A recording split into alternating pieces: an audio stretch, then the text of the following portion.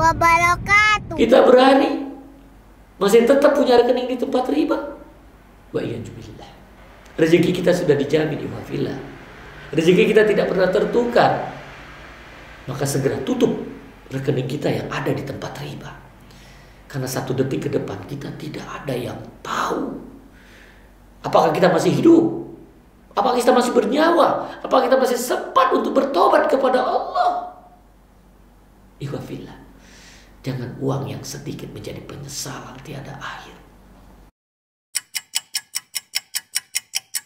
Iwafillah, para pendengar Radio Ismail dimanapun antum berada saat ini yang sedang mendengarkan kajian muhasabah malam di radio kesayangan kita, Radio Ismail AM 774 Bahagia Bersama Al-Quran, dan juga para pemirsa Ebi Abu Muhammad Duwiono, di mana pada kajian malam hari ini di Selasa malam tanggal 25 Rajab 1442 Hijriah yang bertepatan dengan 9 Maret 2021 Masehi, di mana materi yang akan kita bawakan yaitu nilai amal sesuai dengan penghujungnya. Maka kesempatan yang berbahagia ini untuk muhasabah kita, ini mudah-mudahan yang selalu saya sampaikan kepada umat ya, bahwa orang baik itu punya masa lalu dan orang jahat itu punya masa depan, dan kita sebagai thalibul ilm untuk tidak menjadi Tuhan apabila kita tahu sesuatu, kita berbeda dengan seseorang ya, dengan orang lain, jangan cepat-cepat kita menghakimi mereka yang berbeda dengan kita. Kita tidak tahu di akhir kehidupan kita apakah kita masih dalam ketaatan atau kita dalam maksiat kepada Allah. Maka di kajian malam hari ini kita akan coba sampaikan yaitu hadis dari Rasulullah SAW yang dianukan dari Abu Abdurrahman Abdullah bin Mas'ud ya, di mana nilai amal sesuai dengan penghujungnya yang ini diriwayatkan oleh Imam Bukhari dan Muslim. Saya akan coba sampaikan kepada Ananda Rio ya. Rio mana Rio? Tolong dibaca Rio hadis dari Abu Abdurrahman Abdullah bin Mas'ud radhiyallahu anhu. Tafadhal. Baik. Bismillahirrahmanirrahim. Alhamdulillah wassalatu wassalamu ala nabiyina Muhammad wa ala alihi wa sahbihi wa man tabi'ahum bi ihsan ila yaumiddin, amma ba'd. Ini hadis yang diriwayatkan oleh Imam Bukhari dan Imam Muslim, yang diriwayatkan oleh Abdullah bin Mas'ud, yang berbunyi an Abdullah bin Mas'ud radhiyallahu anhu qala haddatsana Rasulullah sallallahu alaihi wasallam wa huwa shadiqul masduq inna ahadakum yujma'u khalquhu fi batni ummihi 40 yawman nutfatan thumma yakunu 'alaqatan mithla dhalik thumma yakunu mudghatan mithla dhalik thumma yursalu ilayhi al-malaku fayanfukhu fihi ar-ruh wa ya'maru bi 4 kalimat bi katbi rizqihi wa ajalihi wa 'amalihi wa syaqiyyun aw sa'idun fa wallahu alladhi la ilaha ghayruhu inna ahadakum la ya'malu bi'amali ahlil jannah hatta ma yakunu bainahu wa bainaha illa dira'un fayasbiqu alaihi alkitab fayamalu bi'amali ahlin nar fayadkhuluha wa inna ahadakum la ya'malu bi'amali ahlin nar hatta ma yakunu bainahu wa bainaha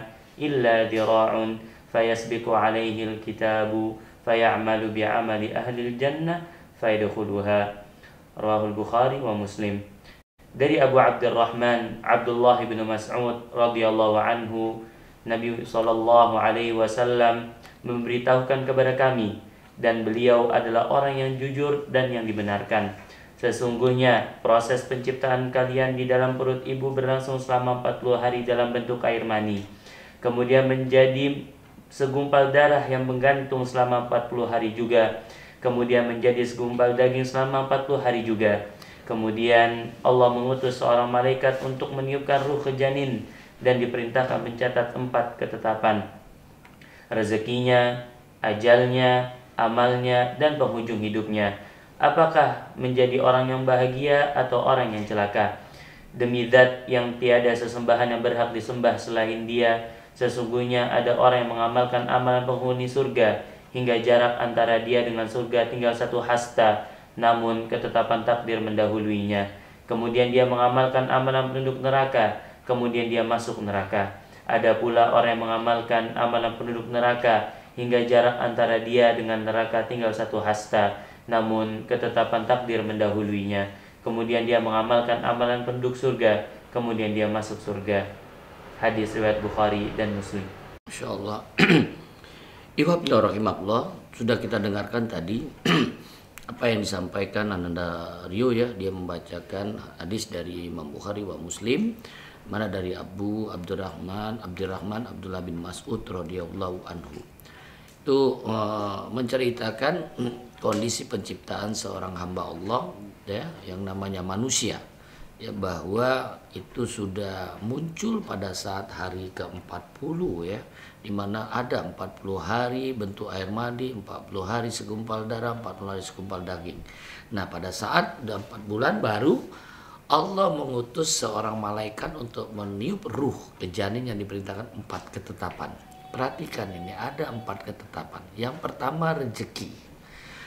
Makanya kalau mereka tahu dan mempelajari Islam, tentunya kita semua ya, yang selalu kita bangun tidur, kadang-kadang lupa sholat ya, sudah kita tinggalkan istri dan anak-anak dalam rangka untuk menggapai rezeki. Padahal rezeki itu sudah dijamin yang kita kejar itu.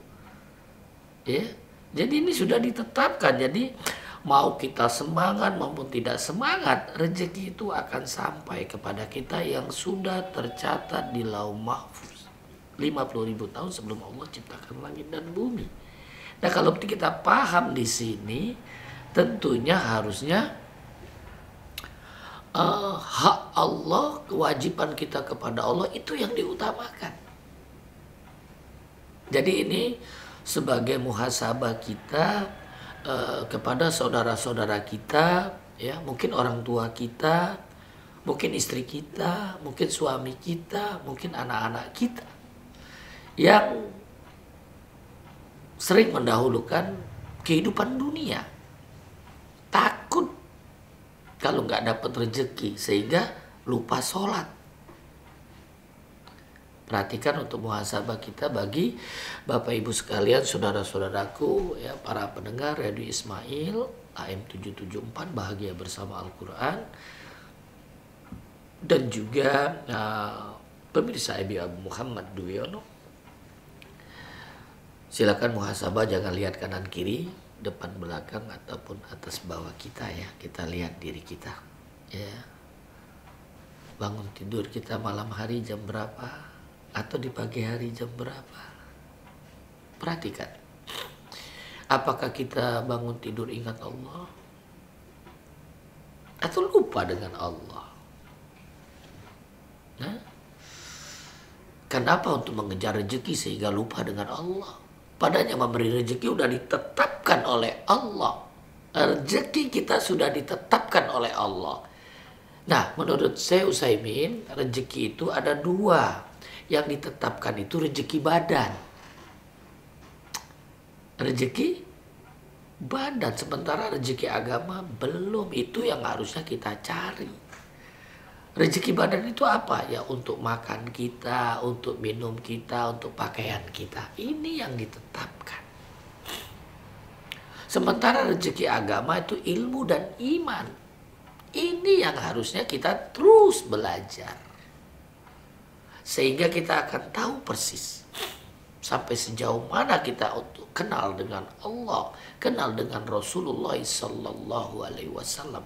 Untuk bahas rezeki ini aja kita muhasabah. Jangan-jangan kita ingin mendapatkan rezeki dengan cara yang haram, dengan cara menipu, dengan cara mengurangi timbangan, dengan cara berbohong, berdusta, dengan cara riba. Allahu Akbar. Padahal ini sudah ditetapkan. Gak mungkin kita melebihi dan mungkin tidak mungkin juga dikurangi oleh Allah. Sesuai dengan kadar yang sudah tercatat. Nah, mudah-mudahan kita bisa muhasabah ini. Yang masih bermaksiat kepada Allah ketika ingin menggapai rezekinya. Yang gak sholat, yuk kita jangan sampai ya berangkat keluar dari rumah subuh, gak sholat subuh berjamaah di masjid dengan sholat yang berjamaah dengan rapat lurus ya, ngikutin imam, ikuti lisan Rasulullah. Kalau Anda masih takut untuk sholat rapat ya, lebih baik antum sholat di rumah, ada uzur karena antum takut. Karena orang-orang yang sholat subuh di masjid, dia di dalam lindungan Allah. Apalagi ini rezeki ya. Dan nanti yang kedua ajal. Ini Masya Allah kalau kita ikutin ya apa yang disampaikan Anandario tadi, Masya Allah. Gak ada kerisauan dalam kondisi apapun seorang muslim itu. Dia ingin selalu dekat dengan Allah.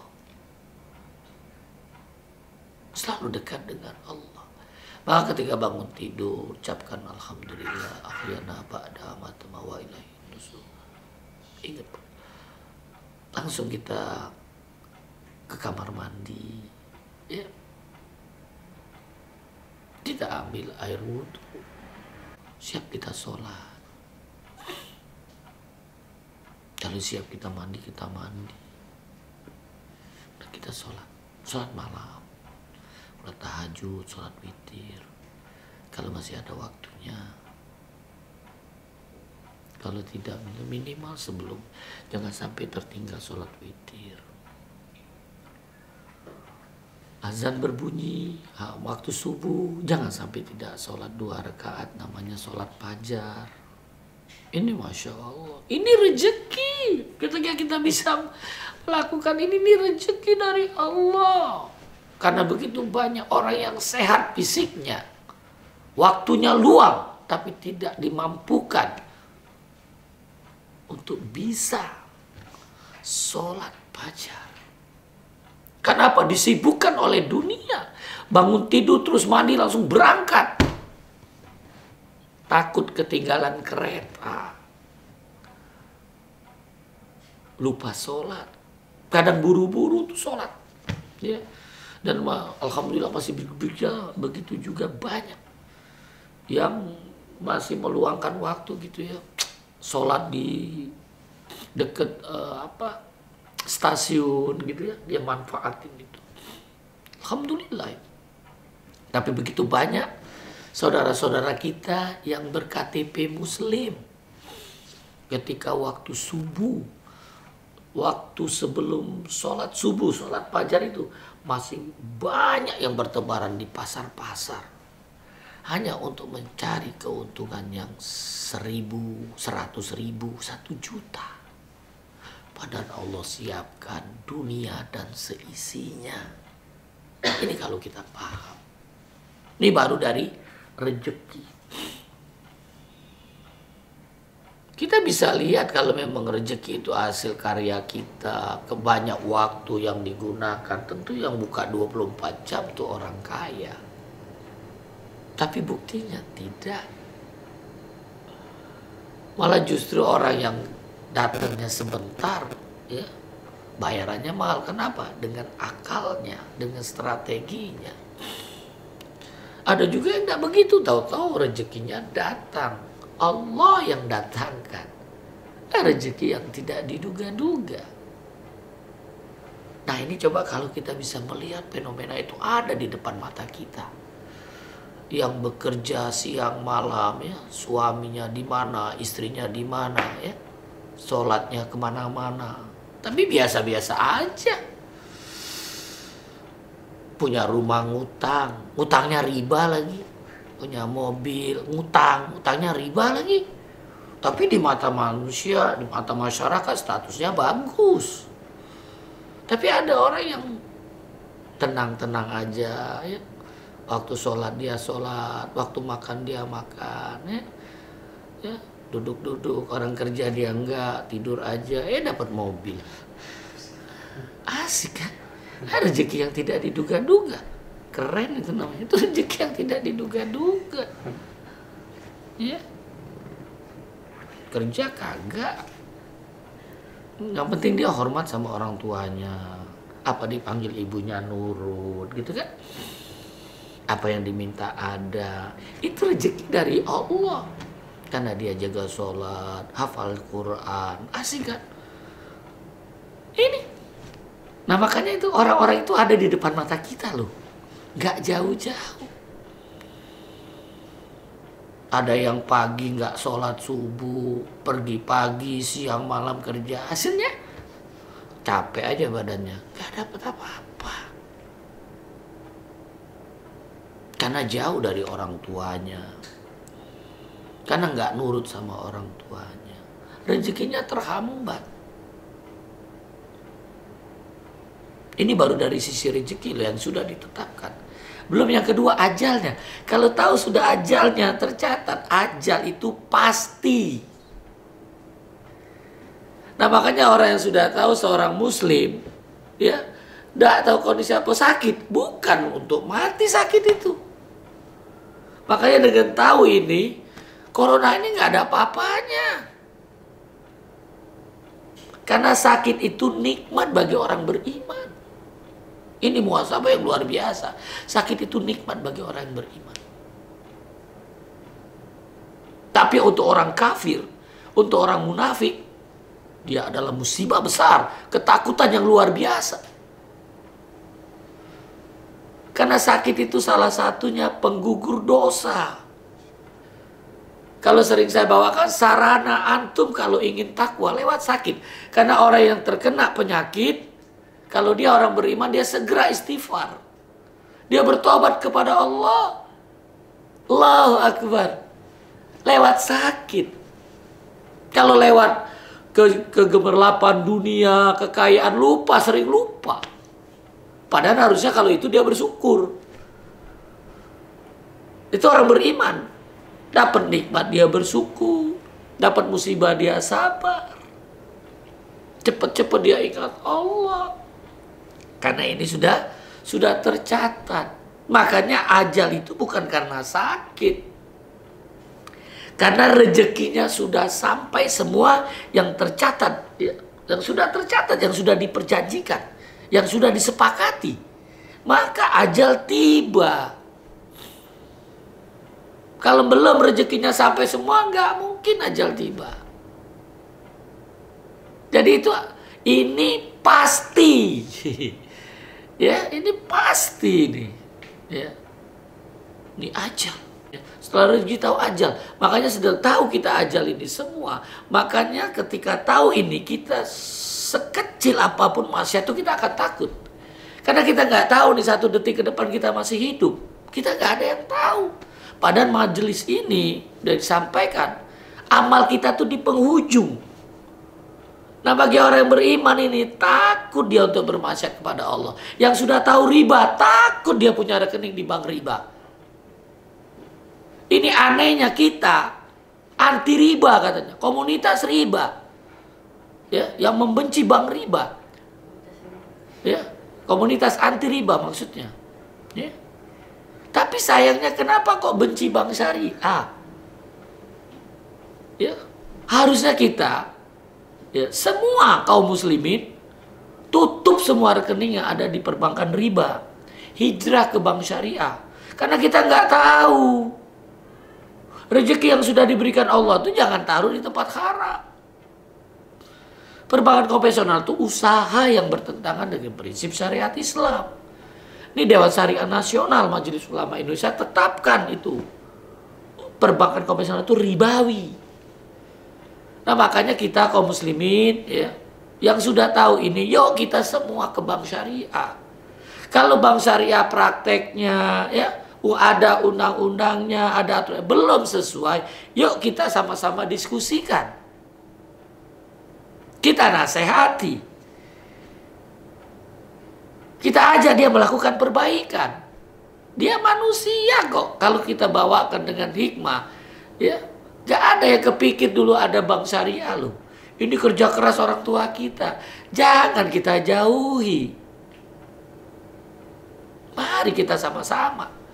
Jangan sampai ajal kita masih ada rekening di tempat riba. Hati-hati, Anda cuma sampaikan antum 1 detik ke depan, antum belum tentu masih hidup. Pasang niat. Pasang niat. Ketika ajal menjemput, kita sudah bebas, tidak ada lagi rekening di tempat riba. Apapun rekeningnya. Apapun rekeningnya. Apalagi Anda sebagai praktisi bank syariah, jangan ada lagi rekening di bank riba. Jangan. Hati-hati nanti pertanyaannya. Apa yang ya Pak? Ini pertanyaan mendasar, dari mana antum dapat, kemana antum belanjakan, kemana antum simpan. Antum dapat dari yang halal, hasil yang halal, tapi ditempatkan di tempat bank ribawi. Ajib antum. Takutlah dengan azab Allah. Ini ajal.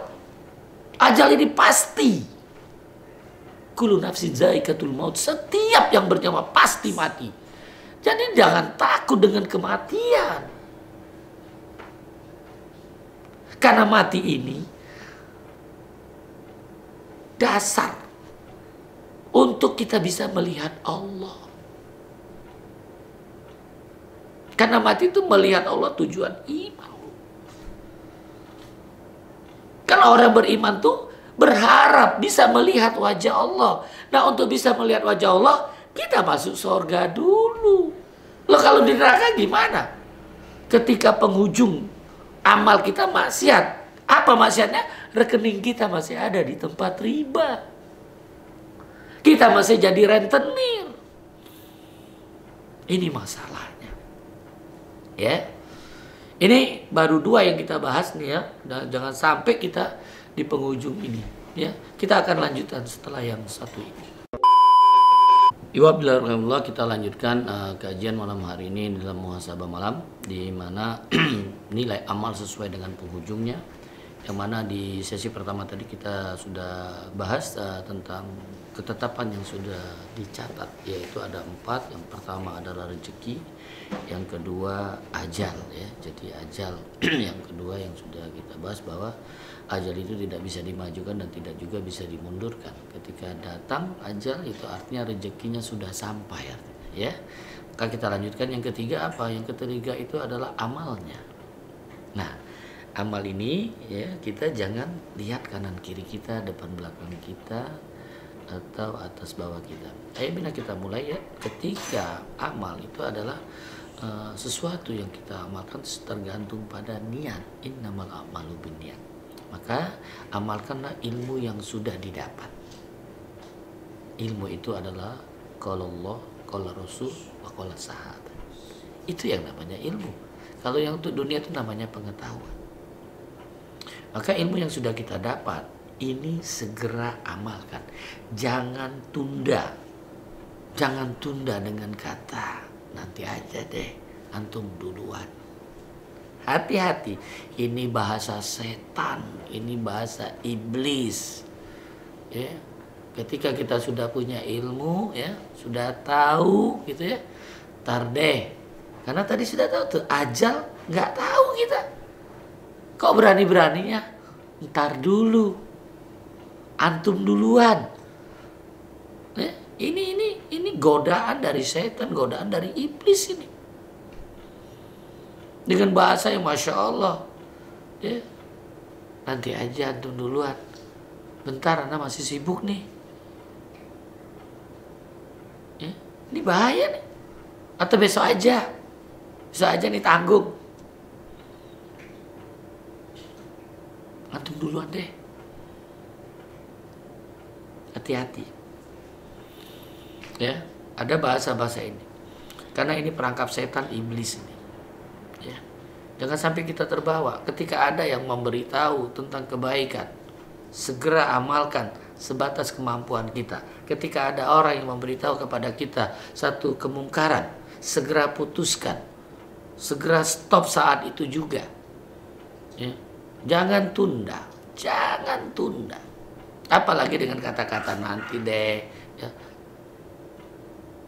Kita harus sabar gitu. Sabar untuk meninggalkan maksiat ajib. Sabar dalam mengamalkan ketaatan. Kita nggak tahu. Hati-hati kalau kita masih ragu untuk mengamalkan kebaikan. Hati-hati. Ini ada. Jangan-jangan kita banyak makan rezeki yang haram. Karena rezeki haram itu tidak akan bisa mudah untuk melakukan amal kebaikan. Pasti sangat berat, sangat sulit. Diajak untuk melakukan amal-amal kebaikan. Nah, makanya kita teliti kalau kita misalnya sulit ya untuk mengikuti apa yang dikabarkan di Quran, apa yang dikabarkan oleh hadis-hadis Rasulullah, apa yang dikabarkan oleh Atsar. Teliti, jangan-jangan makanan, minuman, pakaian kita dari rezeki haram.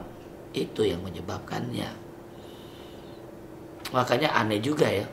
Ini ketika kita keluar dari masjid ini, celaka orang beriman. Celaka betul orang beriman. Bila keluar dari masjid, dari ikut sholat berjamaah atau dari majelis taklim, dosanya tidak mendapat ampunan dari Allah. Banyak kan? Kita datang ke masjid, ya. Kita ikut taklim, tapi keluar dari tersebut, dosa kita gak diampuni. Padahal malaikat tuh mendoakan kita.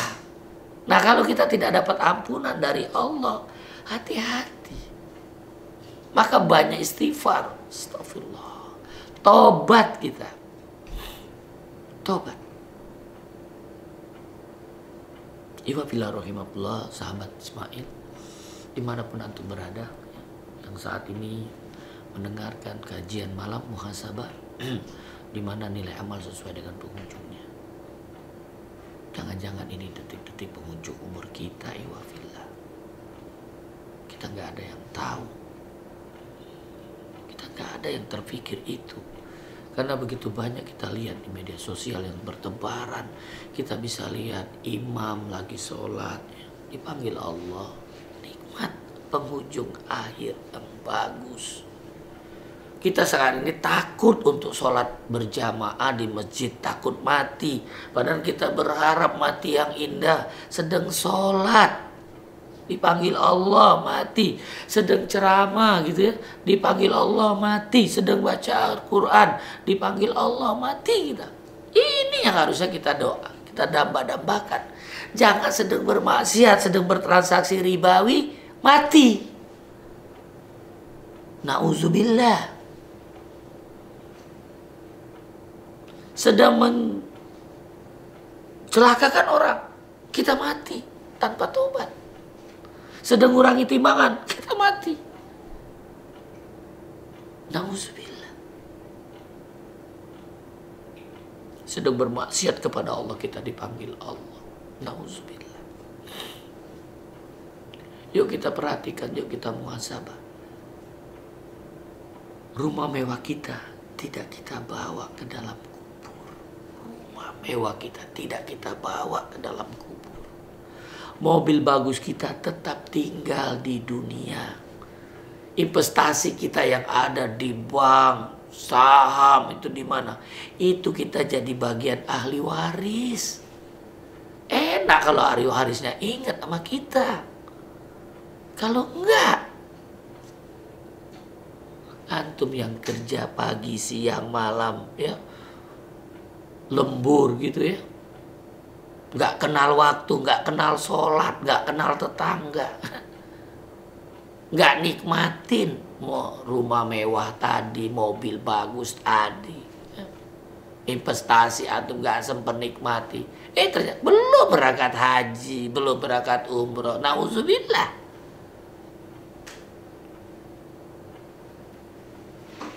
Nah, investasi antum tadi jadi ahli waris, halal. Kalau dia dikenalkan agama, bisa membawa dampak menjadi amalan-amalan jariah kita terus mengalir. Dia taruh di tempat rumah-rumah tahfiz Quran, rumah anak yatim, masukkan ke dalam masjid. Ya. Sedekah membantu di zaman pandemi ini, dibagi-bagi itu investasi. Kalau enggak, dia manfaatkan untuk maksiat kepada Allah. Nauzubillah. Ini yang harusnya jadi muhasabah malam hari ini. Itu. Sementara hutang kita terbawa sampai bertemu dengan Allah pada saat hari perhitungan. Bila ahli waris kita tidak menyelesaikannya. Hati-hati dengan hutang. Karena amal kebaikan kita tidak sampai, tidak bisa tercapai, kita bisa manfaatkan kalau hutang belum lunas. Maka kepada siapapun antum berhutang, selesaikan. Jangan cari alasan akad batil, akad apa, akad salah, akad ini. Enggak. Bayar hutang itu. Ini kita sama-sama istighfar kalau akad kita yang dulu masih salah. Kita perbaiki, tapi hutang bayar. Gak ada alasan hutang tidak bayar. Bagaimana kita berhutang dengan orang kafir? Gak tahu akad itu batil, akad itu pasar. Gak tahu. Jangan paksakan mereka. Ketika kita dapat hidayah, tinggalkan semua aset-aset yang bermasalah. Dengan cara apa? Selesaikan. Segera mumpung masih ada waktu. Ini amal kita. Amal dengan ilmu. Jangan ikut-ikutan. Gak boleh ikut-ikutan. Wala taqfu ma laysa laka bihi ilm. Inna sam'a wal basar wal fuad kullu ulaika kana mas'ulan. Gak boleh kita ikut-ikutan. Karena semua akan dimintakan pertanggungan jawab oleh Allah. Baik pendengaran kita, penglihatan kita, pemikiran kita. Semua dimintakan pertanggungan jawab. Nah, kalau masih ada yang punya hutang, iwafillah, maka segera lunaskan. Karena hutang akan menghambat diterimanya amal kebaikan kita, ya, ketika di hadapan Allah kelak. Ya, manfaatkan ya iwafillah waktu yang sedikit ini. Ini sisa waktu. Makanya aneh orang-orang yang masih sibuk dengan ulang tahun. Gak ada ulang tahun, ini kebodohan yang nyata orang yang masih sibuk dengan ulang tahun. Gak mungkin terjadi ulang tahun. Kalau detik ketemu detik, nah itu ulang detik. Menit ketemu menit, itu ulang menit. Jam ketemu jam, itu ulang jam. Ya, hari ketemu hari, ulang hari. Ya, pekan ketemu pekan, itu ulang pekan. Bulan ketemu bulan, ulang bulan. Nah, tahun bisa nggak ketemu? Nggak pernah ketemu. Kebodohan yang nyata orang yang ikut ulang tahun itu. Umur bertambah lah. Itu makin dekat kita untuk bertemu dengan Allah. Yang jatah kita tadi misalnya 70 tahun. Kita sudah 50, sisa 20 tahun. Apakah kita tahu kita 70 tahun? Tidak ada yang tahu. Maka hati-hati wafillah. Kalau kita ngikutin Nabi 60 sampai 70. Nah, umur kita saat ini 57, tinggal 3 tahun ini. Tinggal 3. Kalau kita 60. Kalau 57, tinggal berapa bulan? Kita nggak tahu. Maka amal itu setiap saat lakukan amal kebaikan. Dalam rangka untuk mendekat kepada Allah. Hati-hati. Masih ulang tahun ya. Itu kebodohan karena nggak pernah ada ketemu tahun. Ya, nggak pernah ketemu tahun. Ya. Yang ketemu bulan itu semua. Makanya kadang-kadang ya Allah ini orang-orang. Mudah-mudahan kita tersadarkan ya. Nggak mungkin ada ulang tahun. Ya. Manfaatkan ibadillah waktu yang sedikit ini. Sisa umur kita ini untuk mendekat kepada Allah. Kalau yang sudah berlalu ya sudah istighfar. Jangan hukumin yang lain. Orang baik punya masa lalu. Orang jahat punya masa depan ya. Mudah-mudahan kita semua diampuni oleh Allah dosa-dosa kita yang lalu. Jangan ulangi lagi. Ketika kita sudah dapat ilmunya. Perbanyak istighfar. Perbanyak istighfar. Ini yang dianjurkan. Ada waktu sedikit istighfar. Taubat kita kepada Allah. Taubat. Lakukan segera taubatan nasuha. Selagi masih ada sisa umur. Jangan sombong. Jangan sombong. Hati-hati. Maafkan kesalahan orang lain. Maafkan. Ini tingginya iman. Maafkan kesalahan orang lain. Ya. Jadilah hamba Allah yang dermawan. Nih kondisi zaman pandemi ini. Kesempatan kita lakukan. Ya. Jadi orang-orang yang dermawan. Ringankan. Makanya kalau sholatnya benar, dia akan jadi orang dermawan. Bukan karena ada di TV, ya, disorot kamera, baru kita kita berbagi. Lah. Kalau bisa orang nggak tahu, apalagi kalau personal. Kalau bisa orang lain nggak tahu ketika kita memberikan sesuatu pada saudara kita. Kalau ingin kita membangkitkan motivasi orang lain tuh misalnya untuk bantu masjid ya, untuk bantu rumah anak yatim, rumah tahfiz Quran, kita ajak orang lain untuk bangun masjid ya, tuh bangun. Nah tolong para DKI masjid ya, mereka yang mengumpulkan dana-dana jangan punya rekening di tempat riba, jangan buka rekening di bank syariah, buka rekening di bank syariah, hati-hati ya, dimintakan bertanggung jawab oleh Allah. Karena semua saat ini di mana tempat antum sudah ada bank syariah, kita sebagai seorang muslim yang akan mengembangkannya, membesarkannya. Jadilah hamba Allah yang betul-betul ingin menegakkan syariatnya. Segera minta maaf bila kita bersalah, segera minta maaf. Jangan tunda-tunda nanti kalau dulu tunggu hari raya Idul Fitri lah. Karena kita nggak tahu satu dari kita masih hidup. Jangan malu melakukan amal kebaikan. Orang maksiat aja nggak malu, masa antum melakukan kebaikan malu? Orang buka rekening tempat riba aja nggak malu, masa antum buka rekening bank syariah malu? Itu ajib antum. Siapa lagi? Malu kita sebagai seorang muslim. Bila ada hutang, gak mau bayar. Kenapa? Karena sudah ngaji gak mau bayar, kan ajib. Harusnya antum sudah ngaji, hutang itu segera bayar. Gak cari alasan. Akadnya batil. Lah. Gak bener itu. Kita seorang muslim segera bayar hutang itu. Ada kedengaran azan, segera cari masjid. Masjid. Ya, sholat berjamaah, rapat. Jangan renggang kalau mau berjamaah.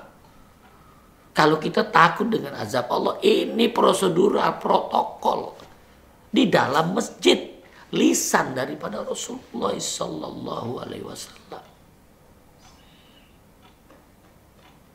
Kalau masih belum, sholat di rumah, uzur yang diberikan secara syar'i. Jangan kita ributin ya ketika kita berbeda pandang. Ini saya berpandangan yang saya amalkan saat ini. Sholat berjamaah rapat. Sejak pandemi alhamdulillah Allah jaga.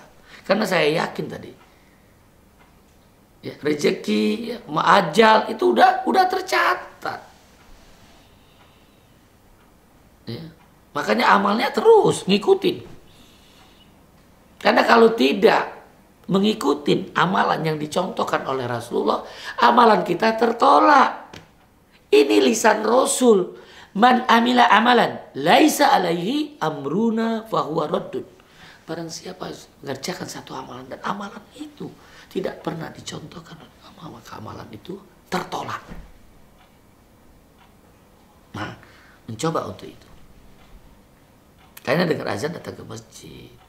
Tapi kalau masih takut ya sudah. Ada bank syariah. Jangan lagi buka rekening di bank riba. Ini fatwa MUI loh, nomor 1 tahun 2004. Jadi kalau sudah ada yang bagus, jangan lagi yang jelek diambil. Bank syariah bagus dong, bank konvensional jelek dong. Karena ini fatwa MUI nomor 1 tahun 2004. Pasal 3, bagaimana kita bermuamalah dengan bank konvensional. Yang pertama, kalau sudah ada lembaga keuangan syariah di daerah kita, di lokasi kita, dan kita mudah untuk menjangkaunya, maka tidak dibenarkan lagi kita berhubungan dengan perbankan yang berprinsip dengan bunga. Gak boleh.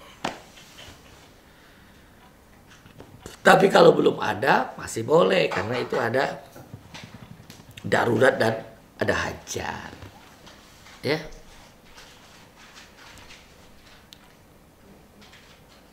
Malu antum kalau sampai dekat ini, kita nggak tahu nih 1 detik ke depan kita masih hidup. Nah, jangan sampai kita belum bisa baca Quran. Ini Radio Ismail bahagia bersama Al-Quran. Jangan sampai antum nggak bisa baca Quran. Tiap saat kita dengar lantunan Al-Quran di radio ini. Radio kesayangan kita ini, dengar Al-Quran. Pelajarin. Malu kita seorang muslim kalau nggak bisa baca Quran. Kita belajar kemana-mana, Quran nggak bisa. Ajib. Ada yang namarkan kebaikan pada kita, kita diamkan. Harusnya disambut. Anehnya lagi, ajib lagi, sampai detik ini masih suka dengar musik, nyanyian, bukannya dengeri Quran atau dengeri murotal. Nih zaman pandemi ini senang harusnya baca Quran. Penyembuh Quran itu, mana ada musik penyembuh? Quran penyembuh. Siapa yang ngomong? Allah. Siapa yang katakan musik penyembuh? Kalau Quran penyembuh, Allah. Al-Quran huwa sifat. Mana ada musik wasifah? Lah. Maka bagi kita orang beriman, dekat dengan Quran, belajar Quran. Ini kita harus membanding-bandingkan, harus cari mana amalan kita. Jangan sampai antum masih bangga punya rekening di bank riba. Nah, rekening bank riba. Ajib antum. Tobat. Astagfirullah. Karena Allah melihat ketika kita sudah tahu ini semua. Tolong di keempat tadi penghujung kita nggak ada yang tahu. Dan ketika melihat orang saat ini kelihatan soleh, semua melakukan kebaikan, hati-hati, jangan hukumin. Karena kita nggak tahu di penghujung akhir, kita nggak tahu ketika dia penghujung akhir dia bermaksiat, dan itulah nilai amalnya. Maka hati-hati wafillah. Berdoa kita kepada Allah. Bila kita belum mampu meninggalkan maksiat yang biasa kita lakukan, yang orang lain tidak tahu. Biasanya maksiat-maksiat itu ketika kita bersendirian. Kalau di tengah orang banyak, kita seorangnya alim. Hati-hati dosa-dosa yang seperti itu. Ya, kita bertobat kepada Allah. Karena Allah akan melihat di penghujung. Karena tadi diceritakan orang beramal amal kebaikan dari awal sampai di ujung akhir, ya. Namun dia ketetapan yang sudah didahului Allah, dia masuk ke dalam neraka. Maka di ujung akhir itu dia melakukan maksiat kepada Allah dan dia dipanggil Allah dalam kondisi maksiat. Ada juga orang yang bermaksiat dari awal sampai akhir. Namun dia sudah ditetapkan oleh Allah masuk ke dalam jannah. Maka di akhir hayatnya dia bertobat dan melakukan amal kebaikan, amal ketaatan kepada Allah. Dan dia masuk surga. Ingat itu yang membunuh 99. Makanya orang jahat yang kita lihat saat ini jangan hukumi. Karena dia punya masa depan dan kita nggak tahu. Sementara orang baik, hati-hati. Kita nggak tahu di akhir hayatnya. Dan kita berdoa semua. Mudah-mudahan Allah melihat amal penghujung kita dan penentu kita ke sorga. Yaitu apa? Di akhir hayat kita dalam amal kebaikan kita. Hati-hati ya iwafillah. Jangan sampai kita bermaksiat di saat kita dipanggil Allah. Na'udzubillah. Akhir yang tidak baik. Perhatikan dan renungkan kembali hadis Rasulullah di atas. Ayah bina, sisa umur yang diberikan ini kita kembali ke jalan Allah. Tinggalkan maksiat sekecil apapun saat ini juga. Lakukan amal kebaikan semampu kita. Insya Allah berkah. Amin. Penghambat kita melakukan amal kebaikan adalah rezeki yang haram. Salah satunya adalah riba. Karena riba itu adalah rayuan iblis berujung azab. Makanya kita tetap di bank konvensional, kita tetap transaksi ribawi, kita tetap menjadi rentenir. Kalau di bank konvensional baik kita sebagai pegawai pun nasabah. Hati-hati. Kita cepat ucapkan istighfar, astagfirullah, tobat. Maka Ana meminta kepada antum sekalian, gunting kartu plastik bank konvensional. Gunting. Tutup semua rekening kita yang ada di bank konvensional. Katakan dengan lisan-lisan kita, selamat tinggal bank konvensional. Kita hijrah. Ayo ke bank syariah. Insya Allah di penghujung ayat kita dipanggil di hadapan Allah dalam ketaatan kita kepada Allah. Insya Allah hidup berkah tanpa riba. Wallahu a'lam. Tadi sudah dijelaskan bahwa rezeki sudah diatur oleh Allah, sudah dijamin Allah. Tapi masih ada orang yang meninggal karena kelaparan. Nah, itu Masya Allah ya. Ini memang kita sering mendengar seperti itu ya. Orang kelaparan meninggal. Itu di kacamata kita. Ya, di kacamata kita dia kelaparan. Dan Masya Allah. Karena kita melihat kondisi yang mungkin banyak di daerah-daerah tertentu ya dalam kondisi garis kemiskinan. Mungkin itu tadi catatan yang ada, rezeki yang disiapkan seperti itu. Tapi apakah dia itu termasuk orang-orang yang tidak disukain Allah? Lah, belum tentu. Ya. Mungkin itu adalah nikmat yang diberikan Allah dengan kelaparan tersebut sehingga dia selalu ingat dengan Allah dan tidak meminta-minta. Jadi banyak sekali orang-orang yang miskin itu duluan dia masuk surganya.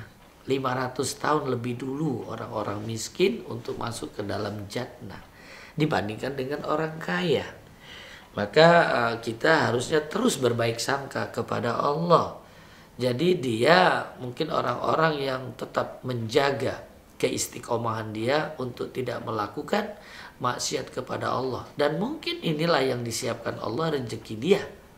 Kondisi dia seperti itu. Ya, jadi tetap dalam kondisi apapun kita berbaik sangka kepada Allah. Karena di dunia ini bukan makanan yang kita cari justru ya. Justru yang kita cari adalah kita diciptakan oleh Allah hanya untuk ibadah, bukan makan. Itu dikabarkan oleh Allah di surat Az-Zariyat ayat 50. Wa ma khalaqtul jinna wal insa illa liya'budun. Tidak aku ciptakan jin dan manusia kecuali hanya untuk ibadah.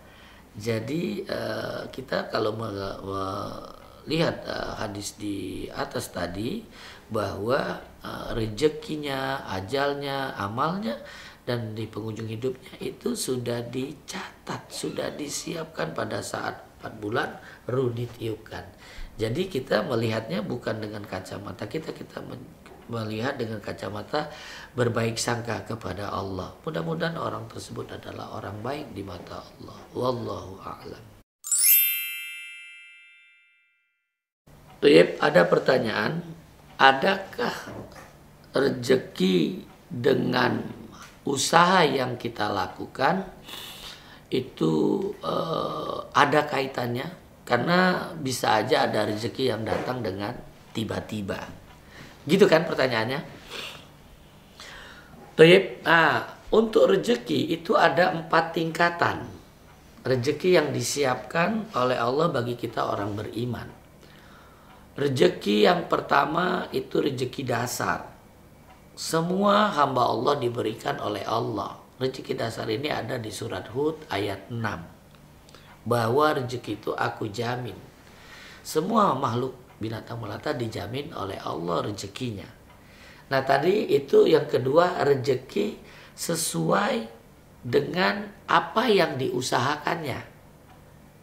Ya, itu Allah beritahu di surat An-Najm ayat 39. Ya, walal insani illa masya'ah. Jadi Allah memberi rezeki itu sesuai yang diusahakannya. Makanya ini banyak mereka berpikir orang-orang yang jauh dari Allah juga dapat diberikan rezeki ini. Karena dia berpikir dengan akalnya, dengan pikirannya, dengan keilmuannya, dengan strateginya. Dan Allah hanya berikan sesuai apa yang diusahakan saja.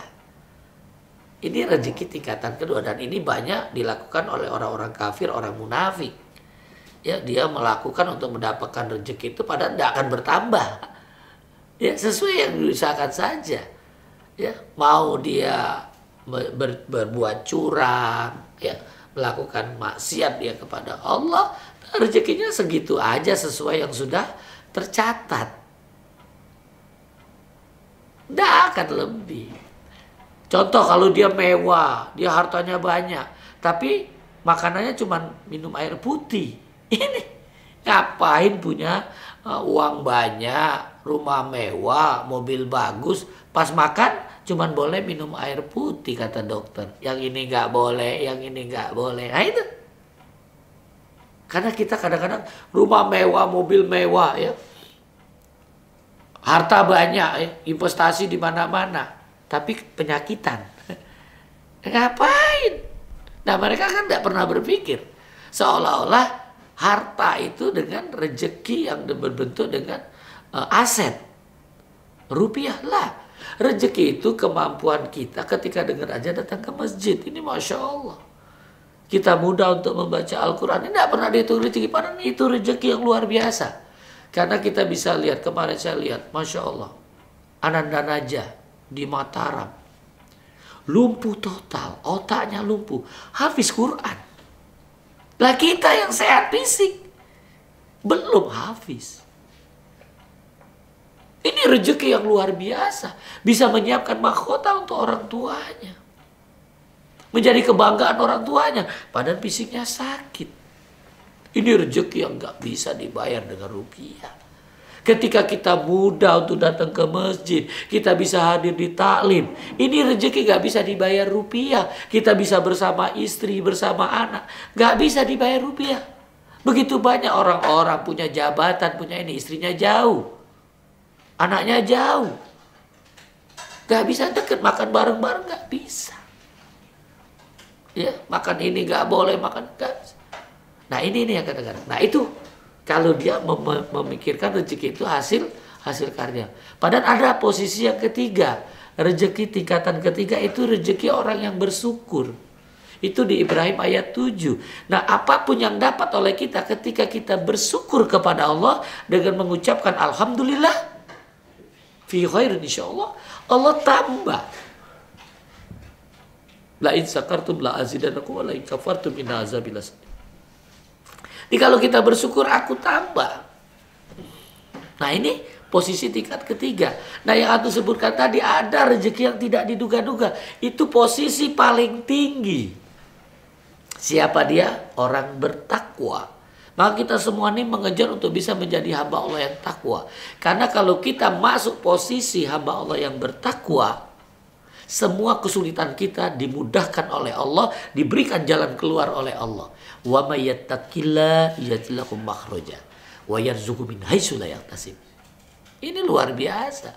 Maka kita diminta untuk bertakwa dulu. Itu Allah kabarkan di surat At-Tolak ayat 2 dan 3. Dengan begini kita ringan hidup ini. Gak ada yang disusahkan untuk ini. Wallahu a'lam.